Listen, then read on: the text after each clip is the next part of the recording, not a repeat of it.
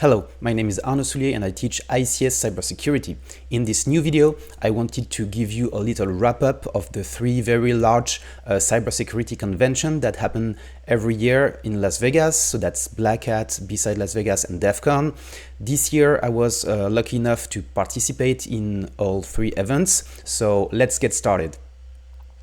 Okay, so for me, it was, I would say, quite a busy August because I started at BlackHat by teaching my 4-day ICS cybersecurity training, which is called Industrial Control Systems Build, Break, Secure. So we had like 36 attendees, so this was a very large classroom. So that's why I was lucky to be able to bring in Alexandrine to teach with me and to accommodate this large crowd. So the training went well. We had some, I would say, Wi-Fi issue, but not on my side, and that is something that actually happened to all three conferences during the workshop as well. So it's kind of strange because usually Wi-Fi works just quite well at those conferences, but this year it seems that there were unrelated problems, but that happened to all three conferences.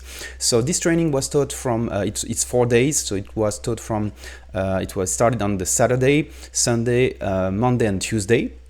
Then the day after, so on Wednesday morning, we had a 4-hour workshop at BSides Las Vegas on pen testing ICS 101. So that's like our, I would say, very traditional workshop where we come with a little model train and robotic arms connected to PLC, and we teach people how to program a PLC and how to attack a PLC. And they have to grab a little flag at the end on the system. And the day after, so on the Thursday morning as well, or maybe afternoon, I do not remember exactly, we also gave a workshop, a 4-hour workshop at DEFCON. This one was also, as you may expect, on ICS cybersecurity. It was a little different from the one at BSides because we focused more on OPC-UA. OPC-UA is a new ICS protocol which has a lot of security features and is quite secure if you use it correctly, but can also be problematic if you do not use any of the security features or if you do not configure it properly. So that's why we had this workshop that also allowed us to showcase a tool that my colleagues developed a few months ago that's called OPC-UA scan, and that allows you to identify OPC-UA servers, try to check if they have authentication, maybe brute force the authentication, and also be able to list the nodes that you can write to. Okay, so that could be useful in a pen test situation. Okay, and so after those 4 days of training, then 2 additional days of teaching workshops, I was finally able to enjoy some of the conference's content. So the first thing I want to talk about is the only talk I was able to see at BlackHat because it was on Thursday, I think, Thursday afternoon. So after the DEFCON workshop, we were able to go back quickly to the Mandalay and just check this conference. So it was by Vladimir Tokarev from Microsoft, formerly CyberX, and it's called Code 16 because it targets codices. And he was able to identify 16 vulnerabilities. So Codices is a PLC runtime and integrated development environment. So that means that a lot of PLC manufacturers, they use Codices to create a PLC. So they do not have to develop their own ladder logic runtime and things like that. Okay, so they can just use the SDK from Codices. So to perform this research, Vladimir was targeting 2 devices, one from Schneider Electric, the Modicon TM251, and the PFC200 from Wago. They both run Codices version 3, so that's not the latest version, but that's also one important topic with Codices, a little bit like in the mobile phones, the smartphone world with Android, where you have a lot of fragmentation and some manufacturers do not update to the latest version of Android. You have the same thing with Codices on PLCs, okay? So even if you update to the latest firmware, they may not be running the latest version of Codices, okay? So regarding those 16 vulnerabilities, they're pretty bad, as you can see from the CVSS score, but one thing is important to understand. All those vulnerabilities, except for one, can only be exploited after authentication. Okay, so you already need to have the logging in password of the PLC if it is enabled. Of course, if the PLC doesn't have any security feature enabled, well, you can exploit them. But if you enable even a weak password that's not so easy to guess, you're protected from most of those vulnerabilities except one denial of service. I do not remember which one, but it's all but one. It was also quite funny because there was a small demo setup in video, unfortunately not in real life, but a small elevator and to demonstrate how to attack the PLC and make it crash. So it was quite fun. Of course, I hope that elevators do not exactly work that way, but it was good to illustrate how you can use these vulnerabilities to attack the PLCs and have an impact on the physical process. In addition, two things were published as part of this research. The first one is a Wireshark plugin that allows you to dissect and analyze network packets related to codices. So that means that you can, if you can capture the traffic between a PLC and the codices ID, so the programming environment, well, you can understand what's going on, and so that can be helpful for security research. So I'm really glad that this was published. And the other tool that was published is a tool that allows you to get the codices version running on a PLC. So that might seem a little bit easy, but as I mentioned, the vendors, PLC vendors and manufacturers, they embed one version of codices and they package that as part of the PLC. So it's not so easy to know exactly which version of codices is running. So having a command line tool to gather the version of codices is actually a very good idea. Okay. So that was the first and only talk that I saw at BlackHat, and then at DEFCON I was able to see a talk by Sharon Brizinoff and Noam Moshe from Clarity. So I think the research team is called Team 82, something like that, and they did some research on OPC-UA. So as I mentioned, OPC-UA is a newer protocol. It's very interesting, gains a lot of traction. A lot of people are using OPC-UA. So of course I was very interested in this research. Plus, knowing what the guys from Clarity produce every year in terms of research, I was pretty excited.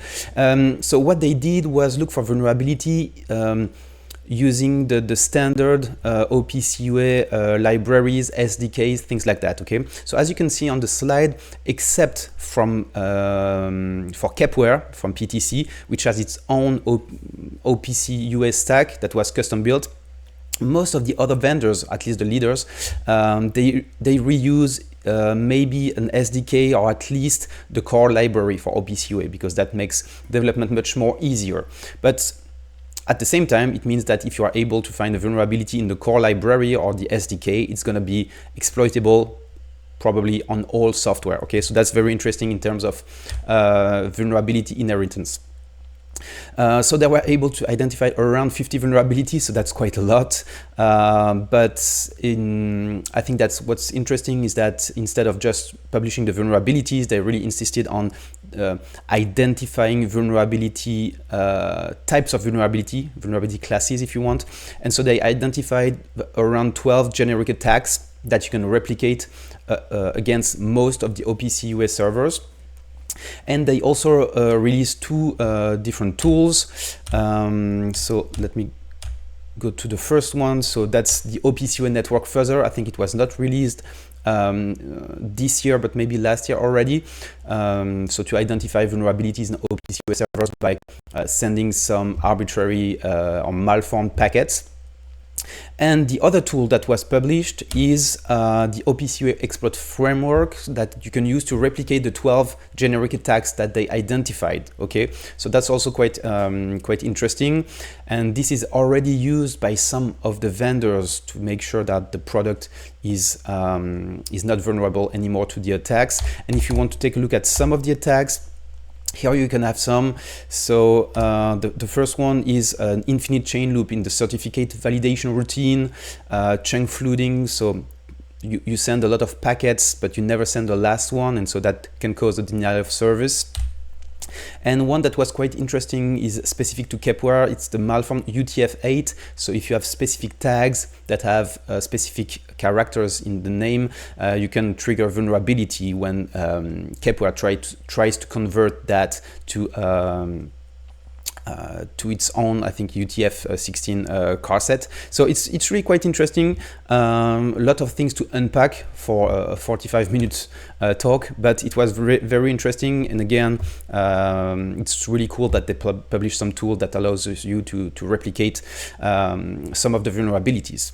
In addition to that, I'm not going to talk about that, but they also presented a very interesting talk on NAS, network attached storage. So things sold by Synology and Western Digital. So it was really amazing, interesting talk. So I think that you should definitely check that out. I'm not going to talk about that in the video because it's not too linked to industrial control systems, I think. But again, extraordinary research. And in a nutshell, if you have a Synology or Western Digital NAS at home or at the office, and you have checked the box in the configuration that allows you to access the data, to access the files remotely, well, they were able to access your files. Okay, so that's pretty bad on all the NAS that have this feature enabled, whether it is Synology or Western Digital. Okay, so really an interesting talk, but not the topic for today.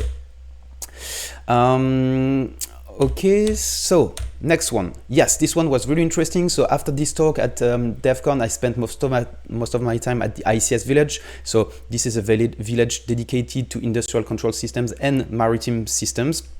And the first talk I was able to see was What's Up Doc, and it was really interesting. The idea was to use large language models to ingest, process information about an industrial process, and then being able to query that in natural language. Okay, because as you know, I would say in ICS we often lack documentation, network diagrams, things like that, but most of the time you have some documentation, how things are wired, in terms of safety analysis, you also have that most of the time, and so you can process that using again artificial intelligence and be able to get some information. Like you can see on the screenshots here, you say, okay, what are the safety events related to this specific device, and you can get a text response that you can easily understand.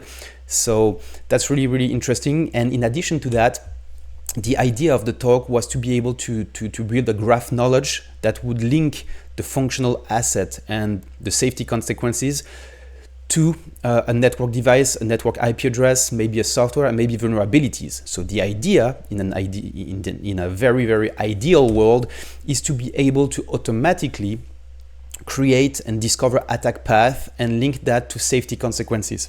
So of course that's really interesting. I'm not really convinced it will work automatically, but I really am quite confident that this type of tool could help us as security consultants to be more efficient. So I really believe that this will change a little bit the way we work by making some information easier to ingest for us.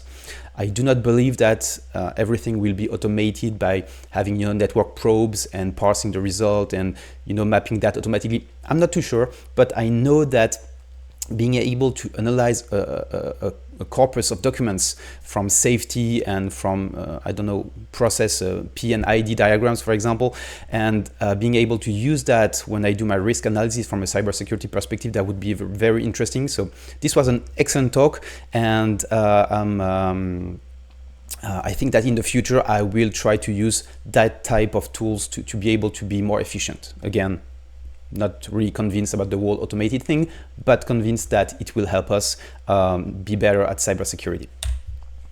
Next topic that I saw at the ICS village, and it's not specific to ICS, I would say it's EMBA. That's an automated tool to perform firmware extraction, unpacking, analysis, and even identify vulnerabilities. So the idea is really to group together a lot of different tools, and in the end you just give EMBA your compressed file with the firmware, and it will try to unpack it, mount the file system if it's a standard file system.